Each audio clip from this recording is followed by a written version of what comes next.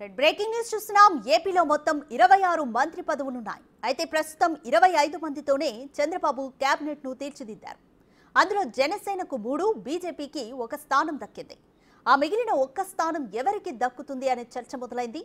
ఆ బెర్త్ మిత్రపక్షం బీజేపీకా టీడీపీకా అనేది ఆసక్తిగా మారింది. ఒకవేళ బీజేపీకి అయితే అమిత్ షా డిసైడ్ చేసిన తర్వాతే నిర్ణయం ఉంటుందా అనేది తెలియాల్సి ఉంది. ప్రస్తుతం బీజేపీ నుంచి సత్యకుమార్ కు మాత్రమే మంత్రి పదవి దక్కింది.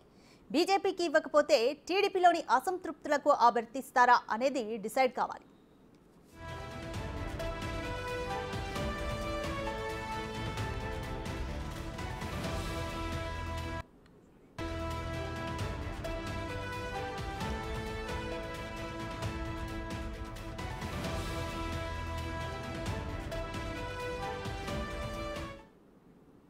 రైట్, దీనిపై మోర్ డీటెయిల్స్ మా input editor Pawan Kumar live లో అందిస్తారు. పవన్ కుమార్ చెప్పండి, మొత్తం 26 మంత్రి పదవులకు గాను 1 స్థానాన్ని అయితే పెండింగ్ లో ఉంచారు. ఈ స్థానం బీజేపీకి దక్కుతుందా లేదా టీడీపీలోని అసంతృప్తులకి దక్కుతుందా అనేది అయితే ఒక ఉత్కంఠ నెలకొంది. మీ డీటెయిల్స్ ఏంటి?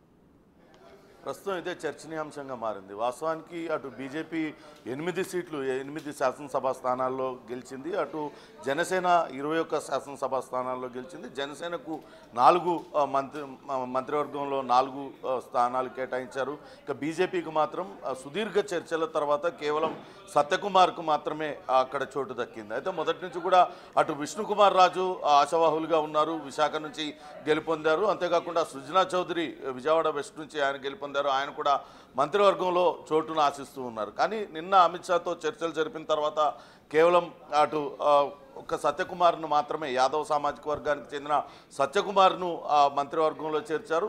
మొత్తం అటు ఏపీ అసెంబ్లీలో 175 స్థానాలకు గాను 26 మంత్రి పదవులు దక్కే అవకాశం ఉంటుంది. చంద్రబాబు నాయుడుతో సహా 26 మంత్రి పదవులు ఉంటాయి. ఇప్పటికే అటు చంద్రబాబు నాయుడు సహా మొత్తం 25 మంది ఈరోజు ప్రమాణ స్వీకారం చేస్తూ 1 మంత్రి పదవిని విడిచిపెట్టారు. అయితే మంత్రి వర్గంలో చాలామంది సీనియర్లకు ఈసారి చోటు దక్కలేదు. 17 మంది మొత్తం కొత్త వాళ్ళని తీసుకొచ్చి మంత్రివర్గంలో పెట్టారు. సామాజిక వర్గాల వారిగా సమతుల్యం పాటిస్తూ అన్ని వర్గాలని అందులో సమకూర్చారు. అయితే ఈ 1 సీటు, ఆ 1 మంత్రి పదవిని ఎందుకు వదిలేశారు?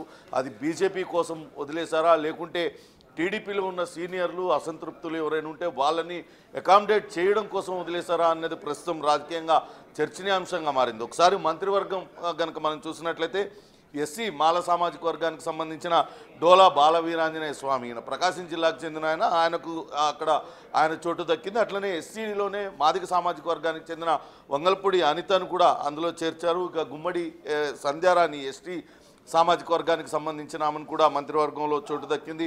కర్నూలు జిల్లాకు చెందిన సీనియర్ నేత ముస్లిం మైనారిటీ నుంచి ఫారూక్కి దక్కింది. అట్లనే వైశ్య సామాజిక వర్గానికి సంబంధించి మొట్టమొదటిసారిగా మంత్రివర్గంలోకి చేరుతున్నారు టీజీ భరత్. ఆయన తండ్రి, ఆయన సీనియర్